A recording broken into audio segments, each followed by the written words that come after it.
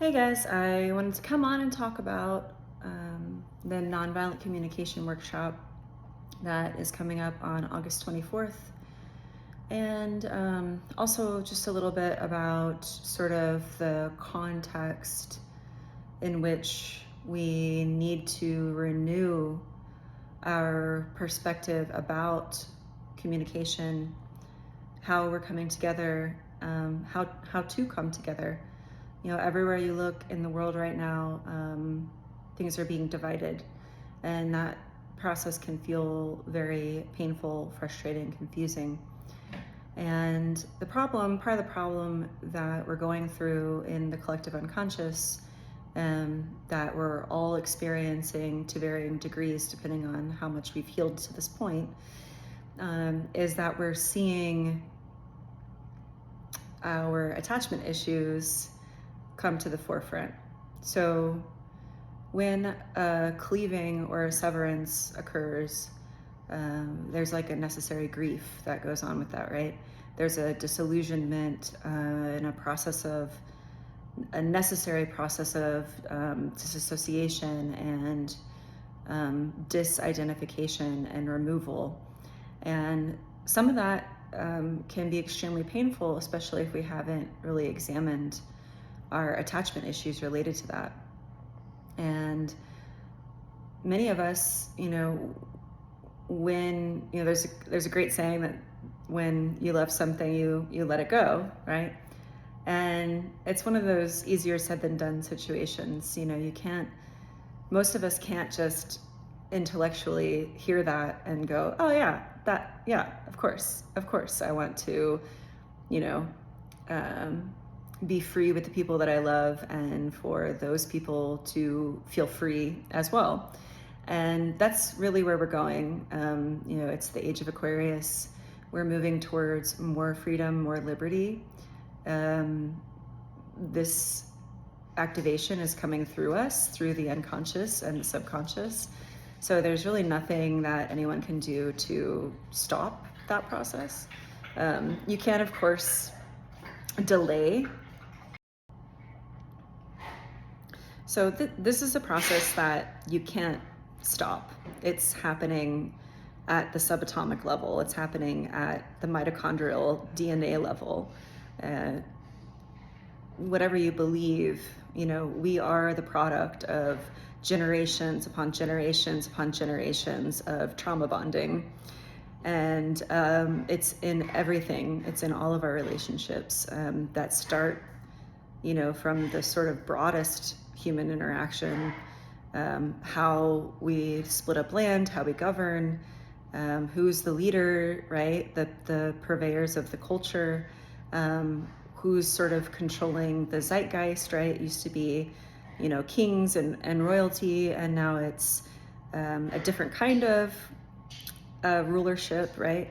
And all of that is disintegrating. All of that, it has to disintegrate. And you can delay, you can drag your feet, you can wrestle with yourself, you can resist, right? You can grieve, you can go through all of the stages of grief in this process of disintegration, but ultimately you will come around to the realization that it's really about freedom right now.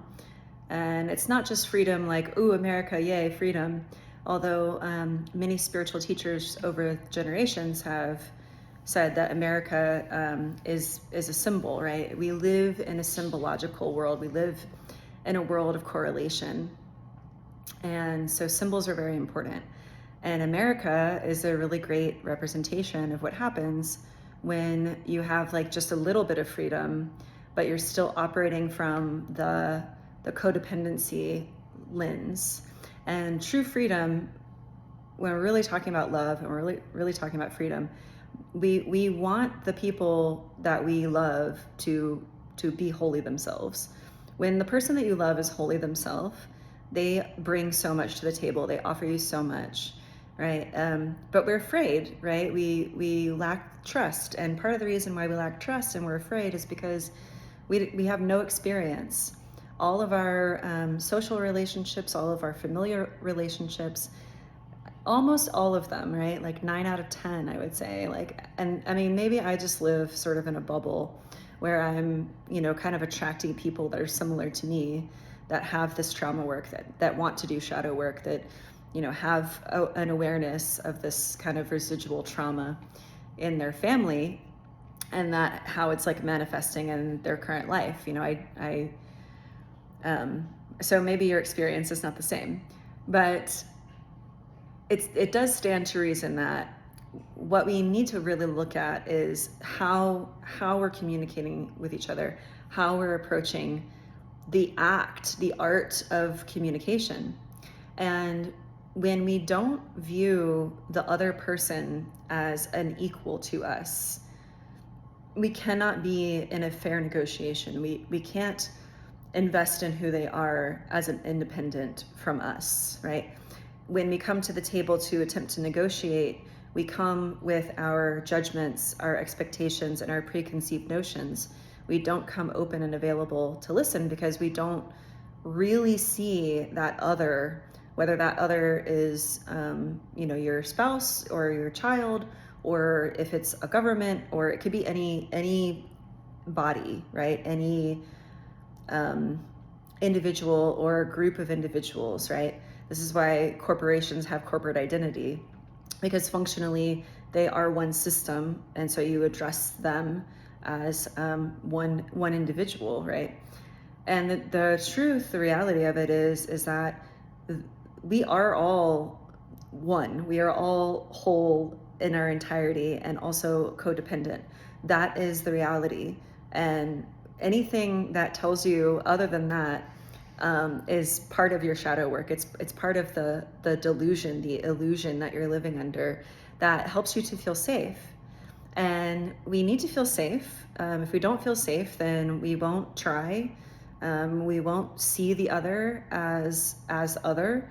We're going to see them as some extension of ourselves through projection, through codependency, and this workshop that we're doing on August 24th at the Southwest YMCA is rooted in a practice called nonviolent communication, which was developed by Marshall Rosenberg. And I don't glorify any individual. I have my own resistances about Marshall as a person. I think that he was an idealist, and idealism is dangerous, right? Idealism is non-reality. It's a projection. And I think that he understood projection. And that was part of what he was working. That was his work, his work, and the work that he left with us, right? He's passed on now, unfortunately.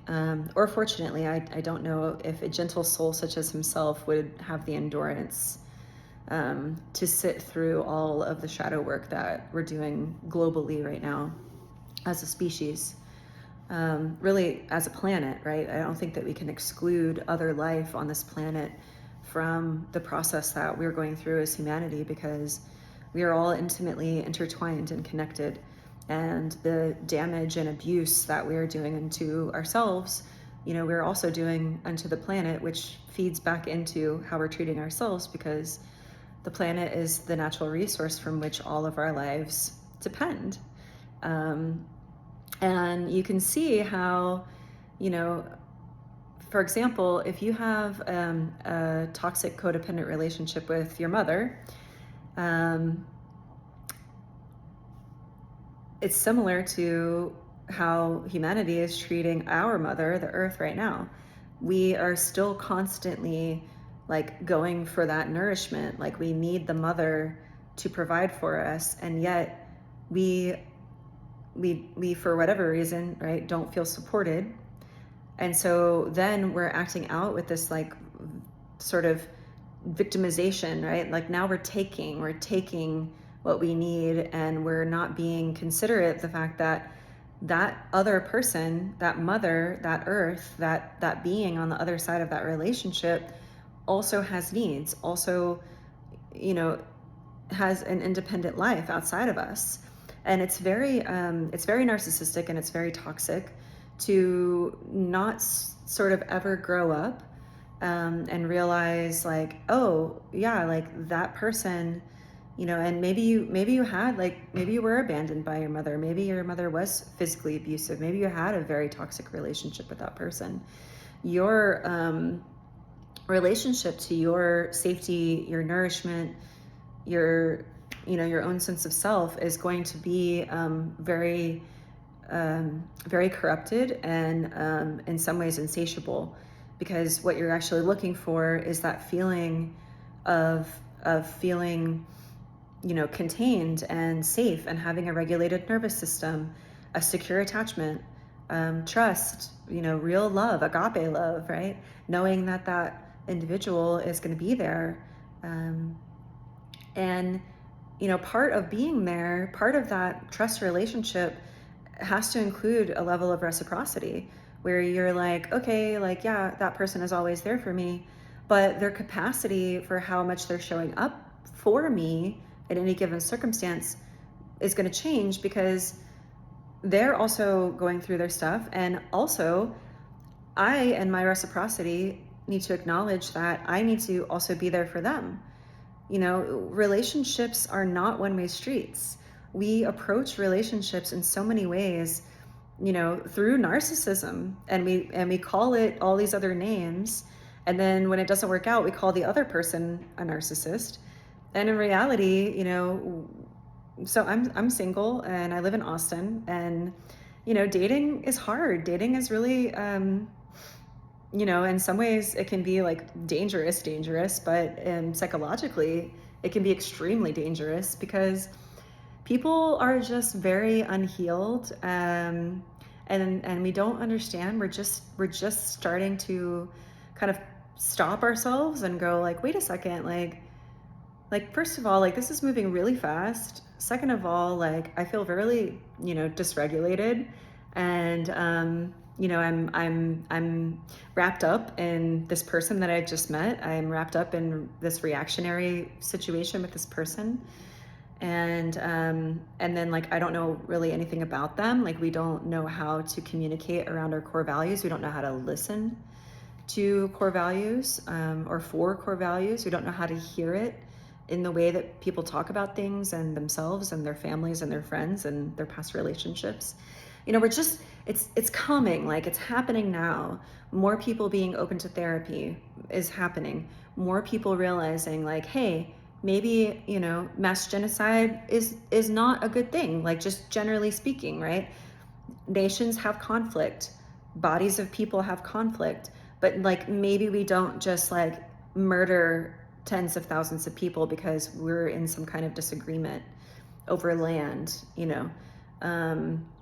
and although, there are still people who are doubled down, and really digging their heels in, which if you have a strong will, which in yoga is your third chakra, your solar plexus center. If you have a strong will, a strong sense of self, a strong ego that is very firm and rigid and kind of stuck with like this identity or whatever, then your ability, your power to resist is going to be profound, right?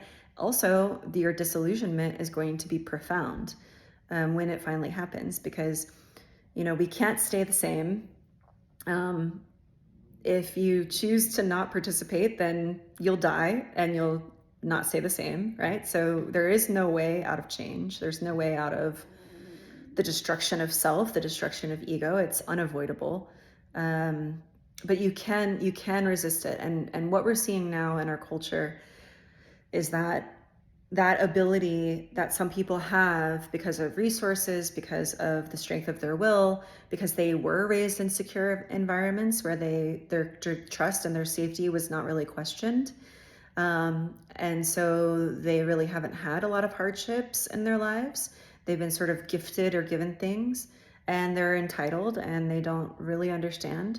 And they don't want to come to the table either, because they don't necessarily see others as equal, right? That's not really how they were raised. Maybe they, see other people within categories as individuals, but they have the ability to disassociate entire categories of people. I would still argue that that's, not really fully a secure attachment style, because we're still not really coming to the table, and wanting to learn and wanting to be equal partners with anybody. And really, that is what that nonviolent communication stuff is for. It's to give us a framework to understand basic human need and desires, and to also kind of get down to the brass tacks of, okay, so yeah, like you're having this need, you're having this desire, and kind of here's where I'm at with that. The great question that comes up, and my teacher and mentor is sort of the one who reminded me of partly of this work, but also of this question, is what is alive in me? And what is alive in me, meaning like what's the predominant context in which I'm operating currently? That changes, right? It changes. Like yogis, we say, was it 10,000 thoughts in 1 second? So you could change 10,000 times in 1 second, right? And some of us have experienced this where like I'm having an emotion and it's like the Rolodex of like, okay, now it's sadness, but now it's like disappointment, and now it's regret, and now it's a little anger, and now it's irritation, and like, ooh, we're back on sadness again. And like, there's reasons why. There's like profoundly related to my need structure, right? Is why that stuff is coming up. And if I live in an unexamined reality, if I live in an unexamined psyche, and I don't understand why, what is the trigger? Why, what need structure is being activated that is causing me to feel that feeling, think that thought, or say those words, or behave in such a manner? If we can't look at ourselves and examine that, then we really can't ask that of another. You see how reciprocity is an integral and necessary. It's the first position, right? The first position is being able and willing to come to the table with another human being, another individual, forget even human, right? Like, this is about how do we live together? And how do we live together is a much broader conversation than just humans, right? And once we realize this, once we really understand, like, hey, I'm an individual, and I was given this individuality by the grace of God, or whatever you believe in, for reasons unknown, I'm not going to sit here and tell you that I understand why. I don't understand why. I think that quest for meaning is part of it. But if I can't even do that, and I can't recognize, like, hey, that same thing is going on for like literally every other conscious entity anywhere they are in creation, right? We're all experiencing this quest of the free will and individuation, and why else be in a body? Why else come to the earth? And I know that these are like big, lofty philosophical questions, but these are the questions, right? These are the questions that are going on at that subatomic level, right? What is organizing your field? What is regenerating your cells? We are not just primal animalistic beings anymore. We are something else. We have these big old brains that cause us to question, and questioning is tough. It's scary. It brings us into uncertainty, and uncertainty is very scary. But it doesn't necessarily have to be, right? Some of that we've been cultured into thinking, right, that the unknown is so terrifying. Well, the unknown is where everything comes from, and to whence everything returns. So what's so scary about that? It's so fundamental to existence itself that it's almost taken for granted, and we should almost take it for granted and not worry about that. Don't fear it. Maybe don't even think about it, right? There's plenty of other work to do here. The unknown within the other, within the void, the space between one being and another being, you could unpack that unknown for your entire life and not ever become completed as far as that work goes, right? That's why it's so shocking to me. I mean, it's not shocking, but it's sometimes confusing for me why people denigrate, like a monogamous relationship and a monogamous hetero relationship. All relationships are opportunities for us to view ourselves through a social mirror, right? To see ourselves through the eyes of another. What an immense gift to grow, right? What an immense gift to learn, to have someone that you're cultivating trust over a long period of time who is able to truly see you, right? And we can't do that for one another if we are not able to be present for ourselves. We can't give another person that gift of true reflection if we won't examine ourselves. Because if we're not examining ourselves, what we're interacting with is called a projection, which is an extension of my own identity. So if I'm trying to negotiate with you and come to the table, and as soon as you sit down, I lay into you and start saying all this you stuff, well, I am attempting to activate within you the projective material that I need to work on, right? And so we end up in these arguments, you did this and then you did that, and well, you did this, and it becomes this like cause and effect. This, you did this, so I did that, and this and that, and this and that. And instead, what Marshall Rosenberg says, what nonviolent communication teaches us, is instead of rehashing all of that and having to, which doesn't mean ignore it, right? Sometimes we need to, like, I need you to hear me say these things. I need to know that I've felt this way, right? I need the acknowledgement. That's one of the needs, is to be heard, right? To be listened to and truly seen as a being. And then, to recognize that, like, what is it that I really want? Like, what do I really want? Because, if it's just like, oh, you didn't put the dishes away, and our agreement is that I cook and you handle the dishes, but like I'm now cooking again and the dishes are not put away, and so I'm not able to start what I'm doing, or I'm feeling like put upon because I don't feel like you held up the end of your agreement, the agreement, our bargain, or whatever. And kind of leaving it at that, and then leaving space for the other person to sort of say, like, okay, an unprocessed or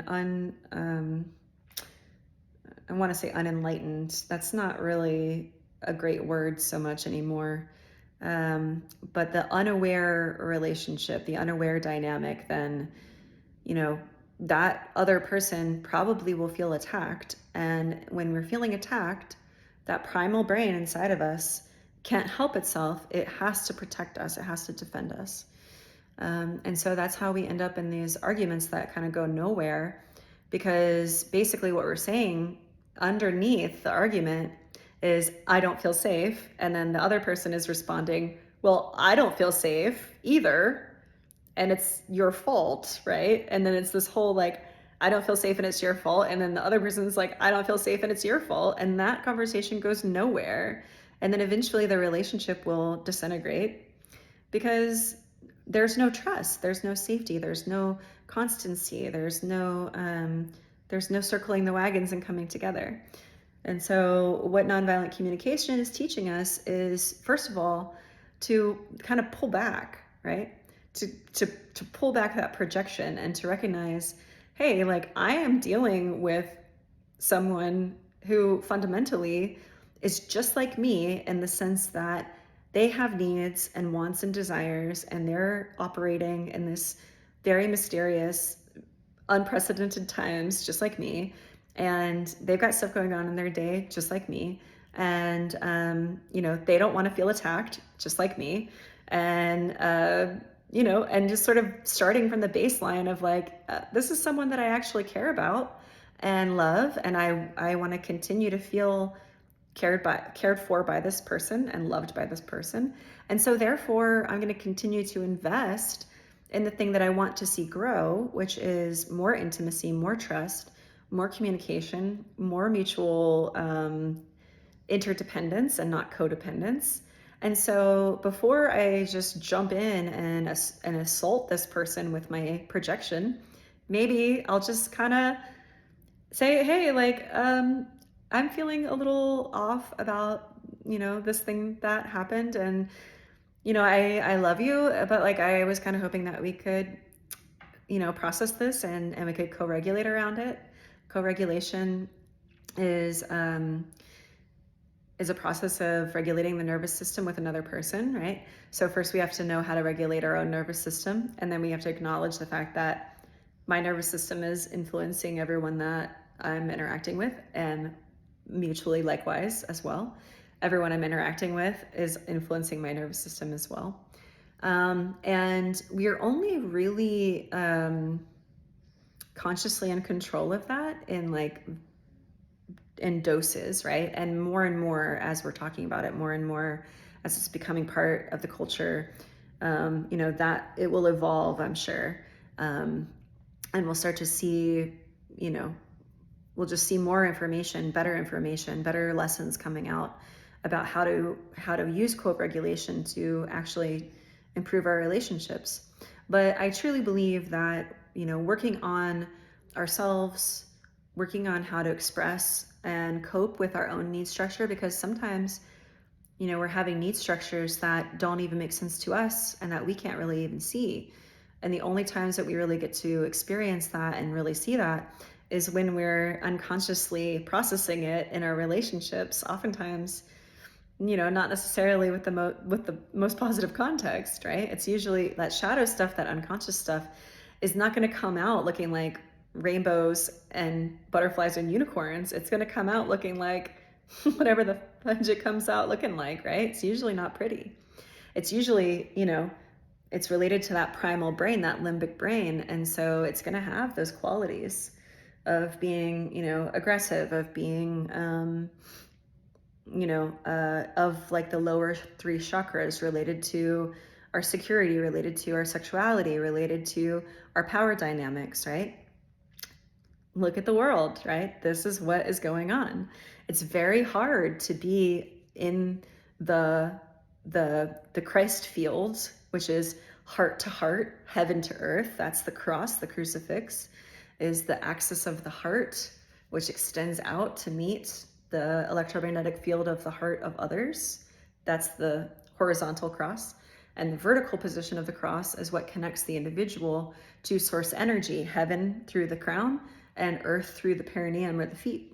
And I mean, this is basic esoteric information that, again, even as I'm saying it, even as you're watching it, your head you might not really be able to.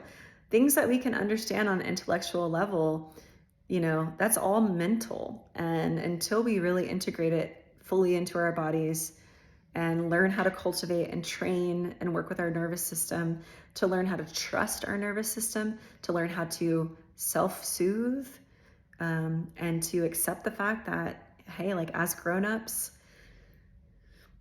like whatever you didn't get from your parents, whatever oral fixation thing that you're like compulsively trying to resolve through addictions, through compulsive behaviors, through obsession with relationships and sex or food, drinking, doing drugs, like whatever it is that you're doing, it's that nurture failure, right? And to a degree, we're all going to have some piece of that. Those of us that, struggle with that. I mean, if you're out here with you were raised in a secure, attached environment, and you co-regulate and you're just like living your best life, no worries, like maybe y'all need to speak up a little bit and help the rest of us. And like most of this world is operating with this like very dense, codependent, unconscious, primal security and lack of security cycle. And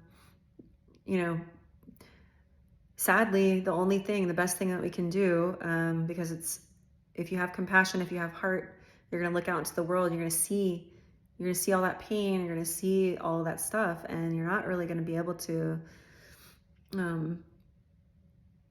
it's not separate from you. This is the thing that people need to understand, is that as far as the nervous system goes, the nervous system is like constantly bouncing information back and forth between the nervous systems of others, even people that we're not face to face with, right? Like even now, as I'm recording this video, I'm like, oh yeah, like I've got some jaw tension. Like I'm feeling a little bit anxious. Like this video has gone really long and I'm not sure that I'm getting my message across. And like all of that is going on, while I'm trying to present and be coherent, and hopefully inspire you to do this work, even if it's not, with me, on August 24th at the Southwest YMCA. That's a Saturday and it's 12 to 3. But the work is there. The work is available to you. One of the gifts of doing this kind of work, of being in therapy, of becoming a yogi, of, that communication work, whatever it is that you're doing, that work doesn't stop when your session ends and you clock out. That work does not stop, right? It's going on in your subconscious and your unconscious, hopefully a little bit in your consciousness, at least a little bit, where you're taking the wisdom, those lessons, and you're starting to apply it to your everyday lived experience. That is how we heal. Looking out there and blaming, or feeling abandoned, feeling continually abandoned. And that's my part of my wounding, is abandonment wounding. Like I look out there and I'm just like, wow, like the world and people in it, like they don't really seem to care. There's violence and the world is, the earth is being abused and resources are being taken, and consumerism and consumption is rampant. And, really it's all about this. It's all about our need to self-soothe and to feel safe. And once we recognize that and really start to examine how to do that without actually needing that thing, right? That thing is just the crutch, right? It's the pacifier, it's the Band-Aid. It's not the thing. The thing that you really need is much, much deeper, much more intimate than that. And in a lot of ways, what we need is to expose ourselves and be vulnerable and open the space for intimacy. And that it's a risk. It's a risk. And it's Leo season right now. It's the season to be lion-hearted, to be bold, to be fearless. And so it's a great time. It's a great time to sort of cast yourself into the unknown and see what you come up with, right? See what's out there that's different, that's new, that you haven't thought of before. Maybe in that other person, right? Try to discover something you don't know about someone that you know very well, right? It's a great practice to open you. So I hope you'll think about joining us. And if nothing else, I hope that this video got you thinking and opened your heart a little bit. And maybe it co-regulated you a little bit to know that, hey, like we're all going through it. I don't think it's really easy out there for anybody right now, even those that have, maybe they don't have the same hangups that some of us have. But all you have to do is like turn on the news right? to find material to process. So, we're all in this together, really, really we are. It's not just a hashtag, a holdover from, some whatever, some arbitrary time in our history. Like it is a true fact. None of life can exist without life. You can't just take everybody out. Life will continue, right? Life will continue. And so I'm glad you're here, and I'm grateful to be here with you and everybody else that's here now. And I want you to know that I do feel that pain. I share that pain with you. I share that burden with you. And I also share the hope that through really looking at the pain and through acknowledging that we don't have the answers, that, we can't keep rebuilding the house with the same blueprint. We need the new blueprint, right? And to draft a new blueprint is messy. You know, you have to start from scratch. And in many ways, as a species, we're sort of starting from scratch. We have to let go and release. We're in the process right now of releasing and shedding and letting go of the old ways. And a lot of people are struggling with that because they can't face the uncertainty of the new, right? They can't really trust it. So anyway, carry on. And, you know, wherever you're at, if you're in love, if you're in doubt, if you're in fear, you know, you're exactly where you need to be. So have some grace with yourself. Trust yourself, right? You can get through this, and we're all here together.